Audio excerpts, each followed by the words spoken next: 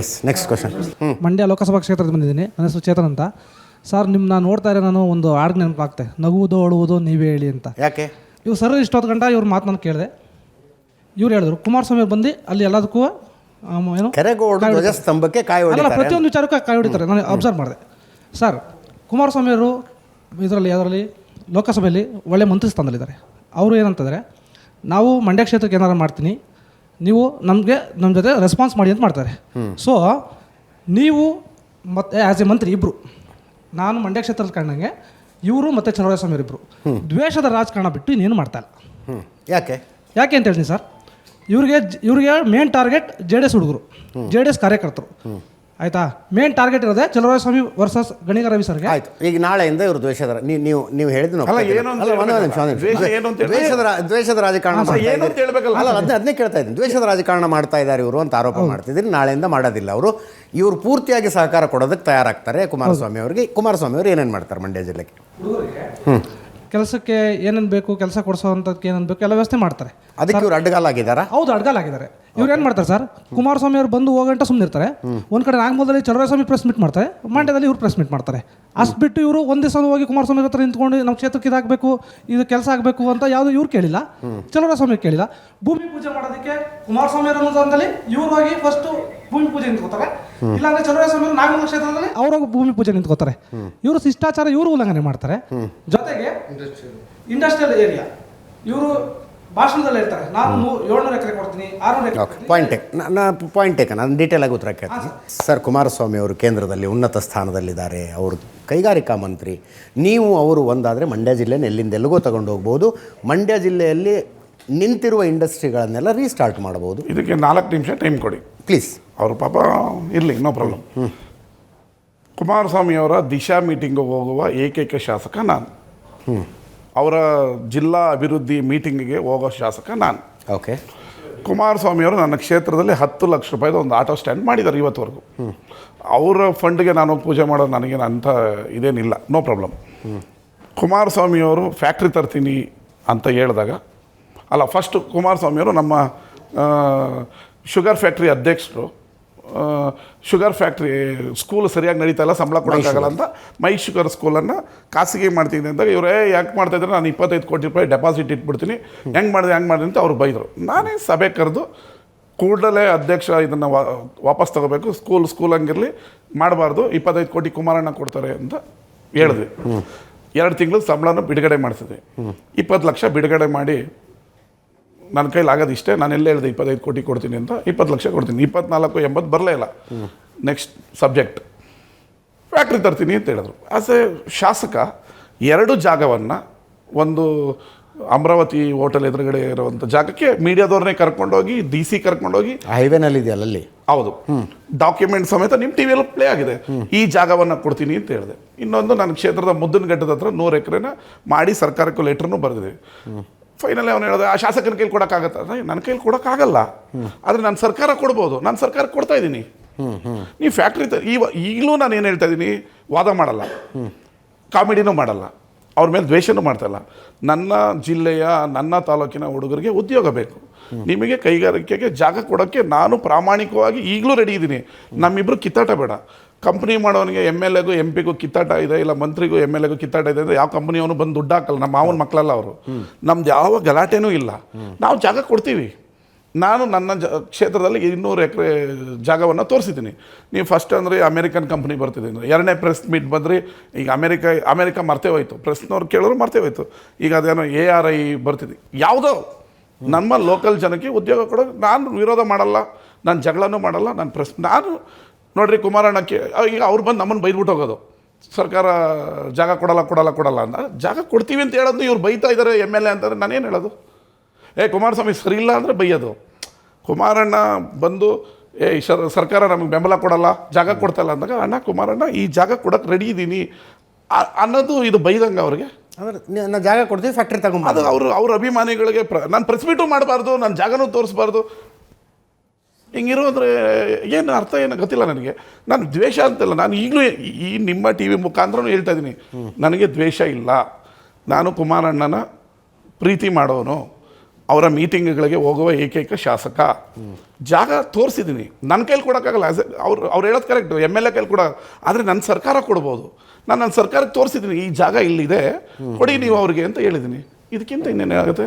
ಕರೀಲಿ, ಇಲ್ಲಾಂದ್ರೆ ಅವರು as A ಕೇಂದ್ರ ಮಂತ್ರಿ, ನಾವೆಲ್ಲ ಜನಪ್ರತಿನಿಧಿಗಳು, ಅವರು ಗೆದ್ದಿದ್ದಾರೆ, ನಾವು ಗೆದ್ದಿದ್ವಿ, ಸಭೆ ಕರೀಲಿ. ಅದೇ ದಿಶಾ ಮೀಟಿಂಗಲ್ಲಿ ಖೇಲೋ ಇಂಡಿಯಾದಲ್ಲಿ ಒಂದು ಕ್ರೀಡಾಂಗಣ ತರ್ತೀನಿ, 1 ಎಕರೆ ಜಾಗ ಕೊಡಿ, ಸ್ಪಾಟಲ್ಲಿ ಕೊಟ್ಟಿದ್ದೀನಿ. ಕೇಳ್ದ ಒಂದೇ ಸೆಕೆಂಡ್ ಮೀಡಿಯಾ ಮುಂದೆ ಕಲ್ಲಳ್ಳಿಯಲ್ಲಿ 2 ಎಕರೆ ಜಾಗ ನಾವು ಒಕ್ಕಲಿಗರ ಭವನ ಕಟ್ಟಕ್ಕೆ ಇಟ್ಟಿದ್ವಲ್ಲ, ಅದು 1 ಎಕರೆ ಕುಮಾರಣ್ಣನ ಕೊಡಿ, ಖೇಲೋ ಇಂಡಿಯಾ ಕೊಡಿ ಅಂತ ಕ್ರೀಡಾ ಇಲಾಖೆಗೆ ಹಸ್ತಾಂತರಿಸಿದ್ದೀವಿ. ಇದಕ್ಕಿಂತ ಸಪೋರ್ಟ್ ಏನು ಮಾಡಲಿ? ನಾನು ಪ್ರೆಸ್ ಮೀಟ್ ಮಾಡೋದು ದ್ವೇಷ ಅಂತಂದ್ರೆ ಏನಂತ ಹೇಳಲಿ? ಅಂದರೆ ನೀವು ಬೈಯೋದನ್ನ ನಾನು ಬೈಸ್ಕೊಂಡಿರಬೇಕು. ಶಾಸಕರು ಜಾಗ ಕೊಡಲ್ಲ, ಮಂಡ್ಯದಲ್ಲಿ ಕೊಡಲ್ಲ ಅಂದರೆ ನಾನು ಅಂದ್ಕೊಂಡ್ರೆ ಕುಮಾರಣ್ಣನ ಪರ ರವಿಕುಮಾರ್ ಅನ್ಕೋಬೇಕಾ?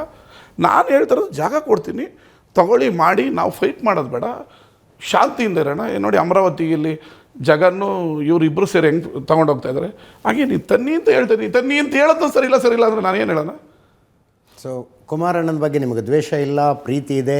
Yes. ಅವರ ದಿಶಾ ಮೀಟಿಂಗ್ಗಳಿಗೆ ಅಟೆಂಡ್ ಆಗುವ ಏಕೈಕ ಶಾಸಕರು ನೀವು. ಹೌದು. ಉಳಿದ ಶಾಸಕರಿಗೆ ದ್ವೇಷ ಇದೆಯಾ? ಅದು ನನಗೆ ಗೊತ್ತಿಲ್ಲ, ನಾನು ಹೋಗ್ತೀನಿ, ನನಗೆ ಗೊತ್ತಿಲ್ಲ. ಅವ್ರ ಬಗ್ಗೆ ನಾನು ಹೇಳಕ್ಕೆ ನಾನು ಹಕ್ಕುದಾರ ಅಲ್ಲ. ನಾನು ಅವ್ರ ಮೀಟಿಂಗಿಗೆ ಹೋಗ್ತೀನಿ, ನನ್ನ ತಾಲೂಕಿಗೆ ಏನಾಗಬೇಕು ನಾನು ಮಾತಾಡ್ತೀನಿ. ಅವ್ರು 1 ಎಕರೆ ಜಾಗ ಖೇಲೋ ಇಂಡಿಯಾ ಕೆಟ್ಟರು 1 ನಿಮಿಷದಲ್ಲಿ ಕೊಟ್ಟಿದ್ದೀನಿ ಜಾಗನ. 100 ಎಕರೆ ಬೇಕು ಅಂದರು, ನಾನು ಬೇರೆಯವ್ರು ರಿಯಾಕ್ಟ್ ಮಾಡಿಲ್ಲ. ನಾನು ಹೋಗಿ ನನ್ನ ತಾಲೂಕಿಗೆ ಫ್ಯಾಕ್ಟ್ರಿ ಬೇಕು ಅನ್ನೋ ಕಾರಣಕ್ಕೆ ಇನಿಷಿಯೇಟಿವ್ ತೊಗೊಂಡು ಜಾಗ ತೋರಿಸಿ ಪ್ರೆಸ್ ಮೀಟ್ ಮಾಡಿದ್ದೀನಿ. ಪ್ರೆಸ್ ಮೀಟ್ ಮಾಡೋದು ದ್ವೇಷ ಅಂತ ಹೇಳಿದ್ರೆ ನಾನೇನು ಮಾಡೋಕ್ಕಾಗುತ್ತೆ? ಇದಕ್ಕಿಂತ ಸಹಕಾರ ಇನ್ನೇನು ಕೊಡಬೇಕು ಅಂತಾರೆ. ಆದರೂ ಕುಮಾರಣ್ಣ ಅಭಿವೃದ್ಧಿ ಮಾಡಿಲ್ಲ ಅಂತ ಇವ್ರು ಹೇಳ್ತಾರೆ. ದೇವರೇ ಹೌದು, ಸತ್ಯ ಸರ್. ಕಾಂಗ್ರೆಸ್ ಸರ್ಕಾರ ಅಧಿಕಾರಕ್ಕೆ ಬಂದು 2.5 ವರ್ಷ ಆಯಿತು, ಅಭಿವೃದ್ಧಿ ಆಗಿದೆ ಅಂತ ಹೇಳ್ತಾ ಇದ್ದಾರಲ್ಲ ಇವರು. 2 ವರ್ಷದಿಂದ ಇವರು ಕುರ್ಚಿ ಕಿತ್ತಾಟ ಮಾಡ್ತಾ ಇದ್ದಾರೆ ಹೊರತು ಯಾವುದಂತ ಅಭಿವೃದ್ಧಿ ಕೆಲಸಗಳು ಮಾಡಿಲ್ಲ. ಈಗ DK ಅವರು ಇವಾಗ ಗ್ಯಾರಂಟಿ ಕೊಡ್ತೀನಿ ಅಂತ ಗ್ಯಾರಂಟಿಗಳ ಹೆಸರು ಹೇಳಿ ಅಧಿಕಾರಕ್ಕೆ ಬಂದರು, ಗ್ಯಾರಂಟಿಗಳನ್ನ ಸ್ಟಾಪ್ ಮಾಡಿದ್ದಾರೆ. ಏನು ಸ್ಟಾಪ್ ಆಗಿದೆ? ಹೌದು, ಲೇಡೀಸ್ ಹೆಣ್ಮಕ್ಳಿಗೆ ಬರೋ ಗ್ಯಾರಂಟಿ ಅಮೌಂಟ್ ಎಲ್ಲ 2 ಸಾವಿರ ಬರ್ತಾ ಇಲ್ಲ. ಎಷ್ಟೋ ಜನ ಸಂಬಳ ಏನ್ರಿ ಕರೆಕ್ಟ್ ಡೇಟಿಗೆ ಬರೋದಕ್ಕೆ?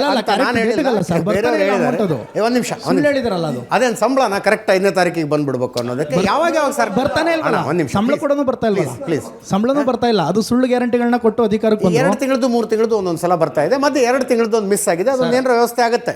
ಎಜುಕೇಷನ್ ವೇತನದ್ದು ಮಕ್ಕಳುಗಳದ್ದು ಬರ್ತಾ ಇಲ್ಲ ಸರ್. ಅವ್ರು ಬರ್ತಾ ಇದೆ ಅಂತ ಸುಳ್ಳು ಹೇಳ್ತಾ ಇರೋದಷ್ಟೇ. ನೀವು ಅದನ್ನ ಸರ್ಚ್ ಮಾಡಿದ್ರೆ ನಿಮ್ಗೆ ಗೊತ್ತಾಗುತ್ತೆ. ಮತ್ತೆ ಇವರು DK ಅವರು ಅಧಿಕಾರಕ್ಕೆ ಬಂದರೆ ಅಭಿವೃದ್ಧಿ ಮಾಡ್ತಾರೆ, ಒಳ್ಳೆ ಕೆಲಸಗಳು ಮಾಡ್ತಾರೆ ಅಂತ ಹೇಳಿದ್ರು. ನೀವು DK ಶಿವಕುಮಾರ್ ಅಲ್ಲ, ಇನ್ನೊಬ್ರು ಕರ್ಕೊಂಡು ಬಂದ್ರು ಕಾಂಗ್ರೆಸ್ ಸರ್ಕಾರದಿಂದ ಅಧಿಕಾರ ಆಗಲ್ಲ. DK ಅವರು ದುಡ್ಡು ಮಾಡೋಕ್ಕೋಸ್ಕರ ಮತ್ತೆ ಕಾಂಗ್ರೆಸ್ ಸರ್ಕಾರ ದುಡ್ಡು ಮಾಡೋಕ್ಕೋಸ್ಕರ ಮಾತ್ರ ಅಧಿಕಾರಕ್ಕೆ ಬಂದಿರೋದೇ ಹೊರತು ಜನಪರವಾಗಿ ಕೆಲಸ ಮಾಡೋಕ್ಕಲ್ಲ. ನೀವು 2 ವರ್ಷ ಪಾರ್ಟಿ, ನಾವು JDS ನಾಗಮಂಗಲ, ಮಂಡ್ಯ ಜಿಲ್ಲೆ. ಓಕೆ. ಅರೆ ನಾವು JDS ಅಂತ ಮಾತಾಡ್ತಲ್ಲ ಸರ್. ನೀವು ನಾವು ಏನು ಕರ್ನಾಟಕದಂತ ನೀವು ಚರ್ಚೆ ಮಾಡಿ ನೋಡ್ಬೋದು. ನೀವು ಹಳ್ಳಿ ಭಾಗದಲ್ಲಿ ನೋಡ್ಬೋದು. ನಮ್ಮ ಕೃಷಿ ಮಂತ್ರಿಗಳು ನಮ್ಮ ನಾಗಮಂಗಲದವರೇ ಇದ್ದಾರೆ, ರೈತರ ಪರ ಒಂದೇ ಒಂದು ಕೆಲಸ ಮಾಡಿಲ್ಲ ಸರ್. ಇನ್ ಜನರಲ್ ಆಗಿ ಸರ್ಕಾರದ ಬಗ್ಗೆ ಜನರ ಅಭಿಪ್ರಾಯ ಹೆಂಗಿದೆ ಸರ್? ಈಗ ಇಲ್ಲಿ ಬಿಟ್ಟ ಮೇಲೆ ನಾನು ಮಂಡ್ಯಕ್ಕೆ ಹೋಗ್ತೀನಿ, ಇವ್ರನ್ನ 5 ಜನನ ಕರ್ಕೊಂಡು. ಅವ್ರು ಮಂಡ್ಯದಿಂದ ಹೋಗ್ಬೇಕಾದ್ರೆ ನಾನು ಹಾಕಿದ್ದೀನಲ್ಲ ಸರ್ ಟಾರು, ಒಂದು ಗುಂಡಿ ಇಲ್ದಂಗೆ ಹೋಗ್ತಾ ಇದ್ದಾರೆ ಸರ್ ಅವರು. ಅವ್ರು ನಾಗಮಂಗಲದಿಂದ ಮಂಡ್ಯ ಬರ್ಬೇಕಾದ್ರೆ ಒಂದೇ ಒಂದು ಸರ್, ಮೊದಲು 2.5 ಅವರ್ ಆಗೋದು, 40 ಮಿನಿಟ್ಸಲ್ಲಿ ನಾಗಮಂಗಲದಿಂದ ಮಂಡ್ಯ ತಲುಪ್ತಾ ಇದ್ದಾರೆ. ಅವ್ರಿಗೆ ಗೊತ್ತಿದೆ, ಅವ್ರನ್ನ ಮಾತಾಡ್ಬೇಕಾದ್ರೆ ಅವ್ರಿಗೆ ಒಂದು ಸ್ವಲ್ಪ ಫಿಯರ್ ಆಗ್ತಾ ಇದೆ. ನಾನು ಸುಳ್ಳು ಹೇಳ್ತಾ ಇದ್ದೀನಿ ರವಿಕುಮಾರ್ ಮೇಲೆ, ಸುಳ್ಳು ಹೇಳ್ತಾ ಅದನ್ನು ಕೇಳಬೇಕಲ್ಲ ಪಾಪ ಪಾರ್ಟಿ. ಅವರು 40 ಮಿನಿಟ್ಸಲ್ಲಿ ನನ್ನ ಸರ್, ಈಗ ಕರ್ನಾಟಕದ ಬಗ್ಗೆ ಹೇಳೋಕ್ಕೆ ನಾನು ಅಥರೈಸ್ ಅಲ್ಲ. ನನ್ನ ಮಂಡ್ಯದಲ್ಲಿ ಏನಾಗಿದೆ, ಮಂಡ್ಯ ಸಿಟಿಗೆ ಬಂದಾಗ ಹೆಂಗಿತ್ತು, ಈಗ ಹೆಂಗಾಗಿದೆ ಕೇಳಿ ಸರ್. ಈಗ ಅವ್ರು ಬಂದರೆ ತೋರಿಸ್ಬಿಡ್ತೀನಿ. ಅವ್ರು ನಾಗಮಂಗಲದಿಂದ ಮಂಡ್ಯ ಬರ್ಬೇಕಾದ್ರೆ 40 ಮಿನಿಟ್ಸಲ್ಲಿ ಬರ್ತಾ ಇದ್ದಾರೆ ಅವರು. ಮೊದಲು 2.5 ಅವರ್ ಆಗೋದು ಸರ್. ಇನ್ ಜನರಲ್ ಆಗಿ ಸರ್ಕಾರದ ಬಗ್ಗೆ ಜನರ ಅಭಿಪ್ರಾಯ ಹೆಂಗಿದೆ ಅಂತ ಅನ್ಸುತ್ತೆ ಈಗ ಎಲೆಕ್ಷನ್ ಆದ್ರೆ? ಸರ್ ನೋಡಿ ಸರ್, ವಿರೋಧ ಪಕ್ಷದವ್ರಿಗೆ ಟೀಕೆ ಮಾಡಬೇಕಂತ ಮಾಡ್ತಾ ಇದ್ದಾರೆ. ಮಹಿಳೆಯರು ಆರಾಮಾಗಿದ್ದಾರೆ, 2,200 ರೂಪಾಯಿ ಹೋಗ್ತಾ ಇದೆ, ಅಭಿವೃದ್ಧಿ ಆಗ್ತಾ ಇದೆ, ಬಸ್ಸಲ್ಲಿ ಫ್ರೀಯಾಗಿ ಓಡಾಡ್ತಾ ಇದ್ದಾರೆ. ನಿನ್ನ ಹತ್ರ ತೊಡೆದಿದ್ದು ನಿನಗೆ ಕೊಡುವ ಭಾವನೆಯಲ್ಲಿ ನಮ್ಮ ಸರ್ಕಾರ ನಡೀತಾ ಇದೆ. ಮೊದಲು ಟ್ಯಾಕ್ಸ್ ಕಲೆಕ್ಟ್ ಆಗ್ತಾ ಇತ್ತು, ಬರೀ ಕೇವಲ ಅಭಿವೃದ್ಧಿ ವಿಚಾರಕ್ಕೆ ಅಂತ ಉಪಯೋಗಿಸ್ತಾ ಇದ್ರು. ಜನಕ್ಕೂ ಕೊಡ್ತಾ ಇದ್ದೀವಿ, ನಾವು ಅಭಿವೃದ್ಧಿನೂ ಮಾಡ್ತಾ ಇದ್ದೀವಿ. ಇದಕ್ಕಿಂತ ರಾಮರಾಜ್ಯ ಇನ್ನೇನಾಗಬೇಕು ನನಗಂತೂ ಗೊತ್ತಿಲ್ಲ. ರಾಮರಾಜ್ಯ? ಎಸ್ ಸರ್, ಸೀರಿಯಸ್ ಸಿದ್ದರಾಮಯ್ಯನ ರಾಜ್ಯ. ನಿಮಿಷ ಸರ್, ಧಾರವಾಡದಲ್ಲಿ ಹುಡುಗರು ಬೀದಿಗೆ ಇಳಿದು ಆ ಪ್ರತಿಭಟನೆ ನೋಡೋಕ್ಕಾಗ್ತಿರಲಿಲ್ಲ ಸರ್. ಒಂದು ನಿರ್ಧಾರ ಮಾಡ್ತೀನಿ ಅಂತ ಹೇಳಿದ್ರಲ್ಲ ಸರ್, ನೀವು ಪ್ರಣಾಳಿಕೆ ಮೊದಲನೇ ಪುಟದಲ್ಲಿ ಪ್ರಿಂಟ್ ಮಾಡಿದ್ರೆ ಅಧಿಕಾರಕ್ಕೆ ಬಂದ ತಕ್ಷಣ ಖಾಲಿ ಇರೋ ಹುದ್ದೆಗಳನ್ನು ಭರ್ತಿ ಮಾಡ್ತೀವಿ. ಅದು ರೈಟ್, ತಗೋಬೇಕಾಗಿತ್ತು. 2.5 ವರ್ಷದಿಂದ ತಗೊಳ್ದೇ ಇರೋದು ನಮ್ಮ ಸರ್ಕಾರದ ತಪ್ಪು. ನಾನೇನಾದರೂ ಸರಿ ಅಂತ ಹೇಳ್ತಾರೆ. ಆ ಹುಡುಗರು ನಿರುದ್ಯೋಗಿ ಯುವಕರು ಕೇಳ್ತಾ ಇರೋದು, ಅದಕ್ಕೆ ನನ್ನ ಸಹಮತನೂ ಇದೆ. ಈಗ ಈ ಬಜೆಟಲ್ಲಿ ಆದೇಶ ಹೊರಡಿಸ್ತೀನಿ ಅಂತ, ಅದು ನಾನಾ ಒಂದು ಮೀಸಲಾತಿದೊಂದು ಸಮಸ್ಯೆ ಇದೆ, ಆರ್ಥಿಕ ಅದನ್ನು ನಾವು ಸರಿದೂಗಿಸ್ತೀವಿ ಅಂತ ಹೇಳ್ತಾ ಇದ್ದಾರೆ. ಆ ಮೀಸಲಾತಿ ಸಮಸ್ಯೆನ ಹೋಗಲಾಡಿಸಿ ಈ ಬಜೆಟಲ್ಲಿ ತೊಗೊಳ್ತೀವಿ ಅಂತ ಹೇಳ್ತೀವಿ.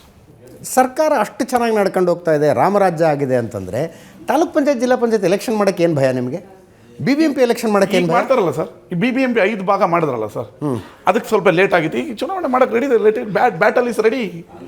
ತಾಲೂಕ್ ಪಂಚಾಯತ್ ಜಿಲ್ಲಾ ಪಂಚಾಯತ್ ಚುನಾವಣೆ ಮಾಡ್ತಾರೆ. Battle is ready. ಯಾಕೆ 2.5 ವರ್ಷ ನಾವು ರೆಡಿ ಇದೀವಿ ಸರ್. ಈಗ ಎಲೆಕ್ಷನ್ ಆಗುತ್ತೆ, ನಾವೆಲ್ಲ ಆಲ್ರೆಡಿ ತಯಾರಿ ಮಾಡ್ತಾ ಇದ್ದೀವಿ. ನಾವು ಗೆಲ್ತೀವಿ ಸರ್, ಹಿಡಿತೀವಿ. ನಮಗೆ ಕಾನ್ಫಿಡೆಂಟ್ ಇದೆ. ಮತ್ತೆ ನಾಯಕತ್ವ ಬದಲಾವಣೆಯ ಪ್ರಶ್ನೆಗೆ ಬರೋದಾದರೆ ರವಿ ಗಣಿಗ ಅವರೇ, ಅಲ್ಲಿ ರಾಹುಲ್ ಗಾಂಧಿ ಅವರು ನೋಡಿದ್ರೆ ಹಿಂದುಳಿದ ವರ್ಗ, OBC, SC ST ಅಂತ ಮಾತಾಡ್ಕೊಂಡು ಓಡಾಡ್ತಾರೆ. 3 ರಾಜ್ಯಗಳಲ್ಲಿ ನೀವು ಅಧಿಕಾರದಲ್ಲಿ ಇರೋರೊಬ್ಬರೇ ಹಿಂದುಳಿದ ವರ್ಗದ ಮುಖ್ಯಮಂತ್ರಿಗಳಿಲ್ಲಿ. ಇವ್ರನ್ನ ಬದಲಾವಣೆ ಮಾಡೋದಕ್ಕೆ ರಾಹುಲ್ ಗಾಂಧಿ ಅವರು ಒಪ್ತಾರೆ ಅಂತ ಅನ್ಸುತ್ತಾ ನಿಮಗೆ? ಸರ್, ಅವ್ರು ಬದಲಾವಣೆ ಮಾಡ್ತಾರಾ ಮಾಡಲ್ವ ಗೊತ್ತಿಲ್ಲ. ಹೈಕಮಾಂಡ್ ಏನು ಹೇಳುತ್ತೆ ಅದಕ್ಕೆ ನಾವೆಲ್ಲ ಭದ್ರ ಇದ್ದೀವಿ. DK ಶಿವಕುಮಾರ್ ಅವರು ಭದ್ರ ಇದ್ದಾರೆ, ಸಿದ್ದರಾಮಯ್ಯ ಸಾಹೇಬರು ಭದ್ರ ಇದ್ದಾರೆ, ನಾನು ಭದ್ರ ಇದ್ದೀನಿ. Rahul Gandhi is ultimate hour leader. ನಮ್ಮ ಪಕ್ಷ, ನಮ್ಮ ಹೈಕಮಾಂಡ್ ಅವರು DK ಅವರೇ ನೀವು CM ಆಗಿ ಅಂದರೆ ಹ್ಯಾಪಿ, ನೀನು ಆಗಬೇಡ ಅಂದರೂ ಹ್ಯಾಪಿ. ಅಲ್ಟಿಮೇಟ್ಲಿ ಹೈಕಮಾಂಡ್ ಏನು ನಿರ್ಧಾರ ತಗೊಳ್ತೀವಿ ಅದಕ್ಕೆ ನಾವು ಬದ್ಧ. DK Shivakumar is aggressive leader sir. ಮುಖ್ಯಮಂತ್ರಿ ಮಾಡಲ್ಲ ಅಂದರೆ ಈ ರಾಜ್ಯದ ಕಾಮನ್ ಪೀಪಲ್ DK ಶಿವಕುಮಾರ್ ಅಂತ ನಾಯಕತ್ವ ಈ ರಾಜ್ಯಕ್ಕೆ ಬೇಕು. ಅಲ್ಲಲ್ಲ, ಈವನ್ BJP ಅವ್ರಿಗೂ ಖುಷಿ. BJP is capable. ನೋಡ್ರಿ, ಒಂದೊಂದು ರಾಜ್ಯದಲ್ಲಿ ನಿಮ್ಗೊಂದು ನನಗೆ ಸಂತೋಷ ಆಗತ್ತೆ ರೀ. ಡೆಲ್ಲಿಯಲ್ಲಿ Kejriwal is a very good leader. ನೀವು ಒಂದು ರಾಜ್ಯ ಅಂದರೆ ರಾಜಕಾರಣನೇ ಅಲ್ಲ, ಅಭಿವೃದ್ಧಿ ಆಗಬೇಕು. ಒಂದು ರಾಜ್ಯನ ನೀವು ಗ್ಲೋಬಲಲ್ಲಿ SM Krishna is a good leader. ನಮ್ಮ ದೇವೇಗೌಡರು is a very very tall leader. ನಾನು ಅಭಿಮಾನಿ ರೀ ಅವ್ರಿಗೆ. Is A very tall leader. ನಮ್ಮ SM ಕೃಷ್ಣವರು ಇಡೀ ಪ್ರಪಂಚದಲ್ಲಿ ರಾಜ್ಯವನ್ನು ತೋರಿಸ್ಕೊಟ್ಟವರು. ಆ ಥರ ಇವರು ಟನಲ್ ಮಾಡ್ತಾ ಇರೋದು, ಬಿಸ್ನೆಸ್ ಕಾರಿಡಾರ್ ಮಾಡ್ತಾ ಇರೋದು, ಫ್ಲೈಓವರ್ ಮಾಡ್ತಾ ಇರೋದು ನೋಡ್ರೆ ಇಂಥವ್ರು ರಾಜ್ಯಕ್ಕೆ ಬೇಕು ಅಂತ BJP JD ನೀವು ಬೇಕಾದ್ರೆ ಕ್ಯಾಮ್ರಾ ಆಫ್ ಆದ್ಮೇಲೆ ಕೇಳಿ. ಎಸ್, ಕರೆಕ್ಟ್ ಸರ್, ರವಿಕುಮಾರ್ ಹೇಳಿದ್ದು ಕರೆಕ್ಟ್ ಸರ್. ಅವ್ರ ಮುಂದೆ ಹೇಳೋಕ್ಕಾಗಲಿಲ್ಲ ಅಂತಾರೆ. ಅವ್ರ ಮುಂದೆ ಹೇಳೋಕ್ಕಾಗಲಿಲ್ಲ ಸರ್, ಕರೆಕ್ಟ್ ಸರ್, ಕರೆಕ್ಟ್ ಹೇಳಿದ್ರು ಸರ್ ಅಂತಾರೆ. ನೀವು ನಾನು ಹೋದ್ಮೇಲೆ 5 ನಿಮಿಷ ಕೇಳಿ ನೀವು ಅವ್ರನ್ನ.